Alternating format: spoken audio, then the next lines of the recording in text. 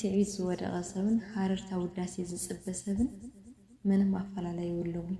ካብ ክርስቶስ ዝረሓቁ እዮም። ጸጋ እግዚአብሔር ዝረሓቆም ደቂ ክርስቶስ ይኾኑ። ለበስ ናይ ክርስቶስ ኣይኮኑን።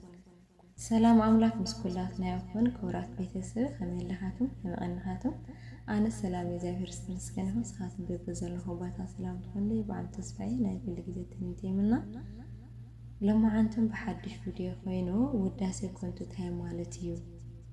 ካብ ህይወትና ከይ ውዳሴ ከንቱ ብኸመይ ንርሕቆ ዝብል ሕፅር ዝበለትን ጽብቕ ዝበለትን መሃሪትን ዝኾነስ ነጽሕቲ ሒዘ ቀሪበ ኣለኹ። ካብ መጀመርያ ክሳብ መወዳእታ ሰሚዕኩም ሃናፅር ርእስኩም ኣይፈለየን ክብለኩም ይፈቱ። ናብዛ ቪድዮ ከብለኩም ሪከርድ ከየብዝሕ መልካም ግዜ። ምዃኑ ውዳሴ ከንቱ ማለት እንታይ ማለት እዩ? ውዳሴ ከንቱ ማለት ዘይጠቅም ውዳሴ ዘይረብሕ ምስገና ማለት እዩ።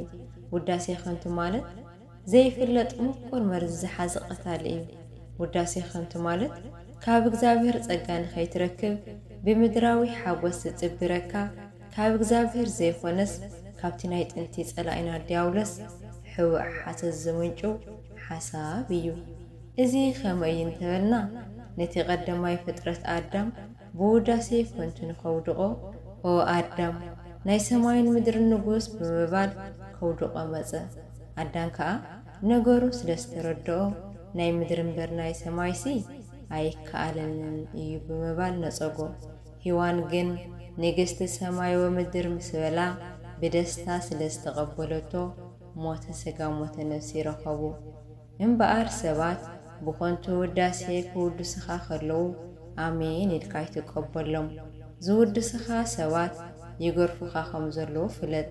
ብፍላይ ነቲ ብዙሕ ንኣዳ ኣብ ቅድሜኻ ኮይኑ ዝንእደካን መውዛሕቲኡ ናይቲ ብድሕሬኻ ኮይኑ ዝሓሜካ ካሕሳ እዩ እሞ ኣይትእመኖም።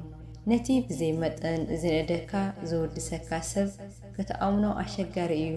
ምክንያቱ መእለያ ዘይብሉ ዝገበርካየን ዘይገበርካየን ወሳሲኹ ብዘይ መጠን ዝውድሰካ ኣብ መንፈሳውነትካ ከድክመካ ስለ ዝኽእል ድኹም እየ ብምባል ንጸጎ። ተወሳኺ ሰባት ክንእድኻ ከለዉ ዝገበርካዮ ሓጢኣት ትዘክር እሞ እግዚኣብሔር ከዓ በደልካ ክገድፈልካ እዩ። ውዳሴ ከንቱ ረኺብካ ደስ ክብለካ ከሎ ኣነ ሓጢኣተኛ ከንሰይ ከመይ ገይረ ካብ ሰብ ንኣዳ ይቕበል ብምባል ክትቃወሞ ፈትን። እሽዑ ውዳሴ ኣምላክ ክመልአካ እዩ። ከምኡውን ውዳሴ ከንቱ ንምርካብ ንስራሕኻ ኣይትንኣድ። ትንእድ እንተኮይንካ ስራሕኻ ብዕንቆት ትሰርሕ ከም ዘለኻ ትገልጽ ኣለኻ። ውዳሴ ንምርካውን እተገልግል እንተሃሊኻ ኣገልግሎትካ ንቅድስና ኣይወቅዕን እዩ። ስለዚ ንስኻ ንነኣዳ ኾነ ወቐሳ ግዲ ኣይትሃወሉ። እንተ ንኣዱኻ እቲ ክትኮኖ ዝግበአካ እዮም ዝነግሩኻ ዘለዉ። እንተ ወቐስኻ እውን እቲ ሓቀኛ ባህሪኻ እዮም ዝገልጹልካ ዘለዉ እሞ ኣብ ህይወትካ እትሰርሖን እተገልግሎን ንኽብሪ እግዚኣብሔር ይኹን በል። እሽዑ ጸጋ ኣብ ልዕሊ ጸጋ ክዕድለካ እዩ።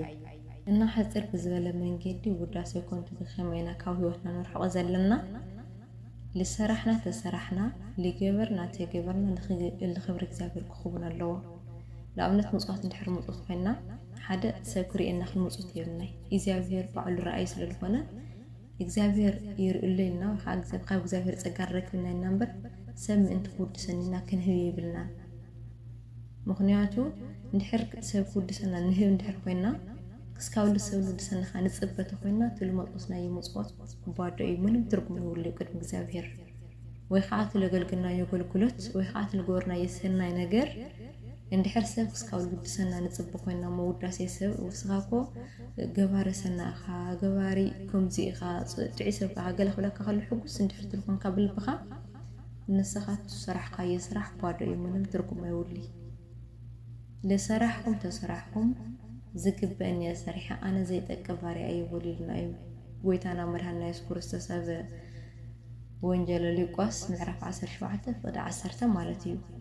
ንሕና ለሰራሕና ተሰራሕና ንስኻኮ እዚ መጽኢትካ ከስኻኮ ጎበዝ ከስኻኮ ከም ሰሪሐ ኣኻ ትይሉና ሰብ ክውድሰና ተመጽኡ ኣብ ግንባርና ዝገበርናዮ ወላ ይኹን ኣነ ዘይረብሕ ባርያ እየ ዝግበአኒ ሰሪሐ إلنا كنا صغلنا بأفنا زهونا بلبنا እግዚአብሔር ልብን ኮላዲትን ዝምርምር እዩ ልብ እዩ ዝጥምት ኣፍ ይኮነን ስለዚ ውዳሴ ኮንቱ በቦታትና ከመሃር ከለና ተዛዓበይ ኃጢአት ይብሉና ውዳሴ ኮንቱ ተዛዓበይ ክፉእ ተዛዓበይ ውድቀት